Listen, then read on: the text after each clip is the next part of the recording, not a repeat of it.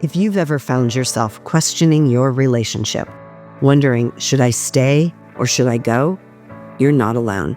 Today on The Loving Truth, I'm sharing an exclusive peek inside my membership program, The Decision, which is the only way to get live coaching and support from me. You'll hear real members ask their biggest questions, and I'll be coaching them through the doubts, fears, and complexities of making this life-changing decision. If you've been craving clarity and guidance, this episode is for you. When I finally get the courage to tell my husband that he has hurt me in a respectful, kind manner, but he just flat out lies and said that it didn't happen, major gaslighting, it makes me angrier. It should. There's no acknowledgement of any wrongdoing, but instead just tells me I'm making it up. What can one do? So gaslighting is like, they're not giving you anything to work with. Because if someone is like, because here's the thing that I find really interesting. When you're expressing how something hurt you, hopefully you're talking about it from your experience of this is what I'm feeling. This is what I'm making it mean. And this is what I'm feeling. And that's not how I want to feel in my marriage. It really like makes me scratch my head when someone else looks at that and says, no, you shouldn't feel that way. Like, it's your experience. You get to have your experience and your feelings matter. So how is anyone else outside of you supposed to tell you how you should or do feel? Like, it's kind of ridiculous because we all have a different experience, because we all have a different lens through which we see and experience the world. So no one can tell you what you are feeling and what you're not. So he's just like, that's his way of shutting this down because he doesn't want to take any responsibility for it. So you're not in relationship with a healthy person. So unless he learns to be able to take responsibility for his choices and actions, you don't have a lot to work with there that can be healthy. So this is the time that we start having to have real hard boundaries. And you start having to have real conversations. Because while he can choose to just keep doing that, you get to choose to not remain in your most intimate relationship with him. If he's going to disregard and not acknowledge any of your feelings, or the gaslighting part is making you feel like you're going crazy. Like, wait a minute, maybe I didn't, experience that correctly, or maybe I didn't hear it correctly. When you start to question yourself, that's when you know it's gaslighting. Do we just keep showing up through the suffering and then give it time? No. All right, I'm going to finish the sentence. And if they don't eventually meet us halfway, then that helps us get to. So no, I don't want you to suffer at all. And so part of this conversation is helping you to realize that you are in charge of this, that you get to choose whether or not, and the degree to which you will suffer. But it's not sit back, suffer, endure it long enough so that then you have a very justifiable reason. No, I'm like, look, care so much about how you feel that you don't want to suffer. Then be brave enough to have the open, honest conversations about where you're at so that you can try to see if the relationship can evolve to something new. Sitting back and waiting to see if something magically changes and paying your dues, this is not the path. But that's what a lot of people choose, to be honest. But you didn't join this program to just sit back, suffer a little bit, and wait for it to blow up, did you? You joined this program because you're like, okay, if we're going to give this a shot, let's give it a real shot. So that means I've got to engage with it. I've got to be able to talk about the challenges and the gaps and where and how I'm feeling. And I've got to be curious enough about what his experience is of the relationship and what's working and what's not, and start having some of those open conversations. Now, I'm not suggesting you should go have those conversations today, because if you're new to this program, then I want you to get those baseline tools before you have those conversations. Because otherwise you're just going to approach the conversations the same way you have been, and it probably hasn't been going well, or you've shut down and you're not having those conversations, which isn't helpful either. How do you get unstuck when you see him trying hard, showing up for his kids, etc.? Okay, so there's a thought there that he should have been doing this all along, but he's doing it now. So now I'm mad about what he wasn't doing, even though he's doing it now. Handed him a draft separation agreement on Tuesday, and he handed me a love letter. Why is our timing so off? Am I being manipulated? Why is he pulling out a few, but not all stops now? So the reason for that is because human beings don't do what they should do. They do what they have to do. And it's true for us too. Like, we could have dealt with these marital challenges 5 or 10 years ago, but we didn't. We're dealing with it now because now it's like we have to do something. I have to do it. I have to figure this out. And he's doing the same thing. Like, until you were ready to walk, he wasn't ready to show up as the man and husband and father that you needed. But now he is. The problem is you still have resentments about what he wasn't doing before. And so if you can see it through any kind of a lens, this is to help lessen your suffering of, well, he's doing it now. When you know better, you do better. He's doing it now. I can choose to hang on to my resentment that he should have been doing it 10 years ago, or I can choose to appreciate what he's offering now and receive it with the love that it's probably intended with. You're just blocking the love because you feel justified in it and you feel resentful about it. But that's where the suffering is.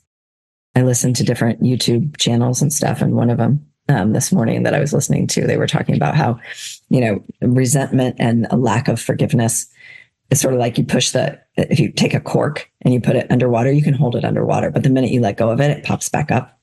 And that's the same thing. Like, when you let go of that resentment of who he wasn't being, call it a year ago, when you needed him to be that way, and then you let go of the cork and it bobs back to the surface, then you're suffering. But as long as you're holding it down, you're suffering. So that's a way that we can think about forgiveness. But this is so common. Like, I just don't want you to think that like you guys are so unique because, or that this is so insurmountable. The reason your timing is off because as human beings, we're ready for different things at different times. This is why I'm always like, look, if you wait until you're both ready to work on your marriage in the exact same way at the exact same time, you could be waiting forever because we kind of do this. We come at it at different times. So he's now ready to deal with it when you were ready a little bit ago. That's all that's happening. Sometimes I'm afraid of just getting hurt again. Yeah. The thing about the walls that we build to protect ourselves from being hurt, like brick by brick, we load up that wall to protect our hearts because we've been hurt. So then we're like, oh, I can't trust. I can't feel. I can't open myself. I can't. It can protect you from some hurt, but it's very predictable because it's also very lonely back there behind that wall. And it's hard, like lonely when you're not in a relationship is one thing. It's a rational emotion. Feeling lonely when you're in a relationship, I feel like that's just so much worse. So sometimes the feeling of I'm going to protect so I don't get hurt. Like, what if your husband came home today and said, I no longer love you. I'm not sure I ever loved you. We're all done here. Like, you can't tell me that's not going to hurt. It's going to hurt. Like, having someone say that to you, that would hurt. Or him judging you or him criticizing you, that's going to sting. So sometimes I think it's like this false belief of like, I'm protecting myself. Are you really though? Because if someone's hateful towards you, like that stings. Even when it's like a stranger that's hateful towards you, like that stings me some days. But when it's someone that like is supposed to be your most intimate partner, there's a lot of risk there. And so it's going to hurt. So this idea that I'm protecting myself from hurt, I don't know. I think we could challenge that a little bit and go, is it really? Because he can still hurt me. That's the nature of being in a relationship. If I never want to ever feel pain, then I should just go become a monk and live in a cave and meditate all day.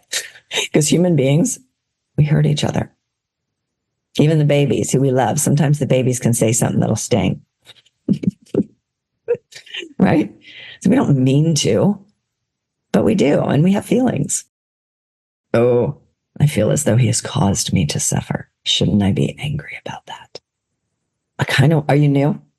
I kind of want to punt because I want you to get to the point of where you're learning the model. The model will help you to see this because people can't make me feel anything without my co-signing on it. So this takes away all your power. This is a victim mentality that's not going to serve you very well.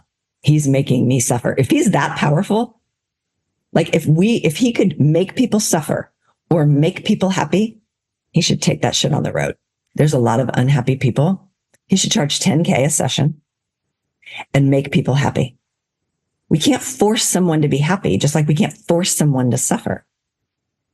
Now, can we like human beings, can we forcefully cause pain? Yeah, we like we could, but I think we're talking emotional pain, not physical pain here. One of the things I worry about is my husband's spending habits. We both keep our finances secret, although I used to keep him informed about what was happening financially. We once had an agreement that we would discuss any large purchases, but that has fallen by the wayside. I worry that he will end up filing bankruptcy. He already has 3 times before we were married, and I will lose my credit that I've worked really hard to get. Okay. So best to find out as much as you can now, because if he files bankruptcy, you essentially, I can't really say this for sure because I don't know where you live. I don't know what country you live in. I don't know what state you live in. I don't know the laws in your state. In many states, let's say it like this, in many states in the US, if he files bankruptcy, it's not just him. Sometimes it's both of you that have to file bankruptcy. So let's not wait until it gets to that point for you two to figure this out. You might need to do something like I for sure think that you should keep your spending separate. But if it's going to get to the point of bankruptcy, then that certainly has impact on you. So I would try to understand, and I hesitate to say get on top of it now, because that means I have to control it, but more let me understand what I'm really dealing with here. Because right now it sounds like there's a lot of assumptions because it's all secret. So there's a lot that you don't know. You just don't know what you don't know. And when our brains don't like not knowing, so it's going to fill in the gap with the scariest story. I wish our brains would fill in that gap with the best possible outcome.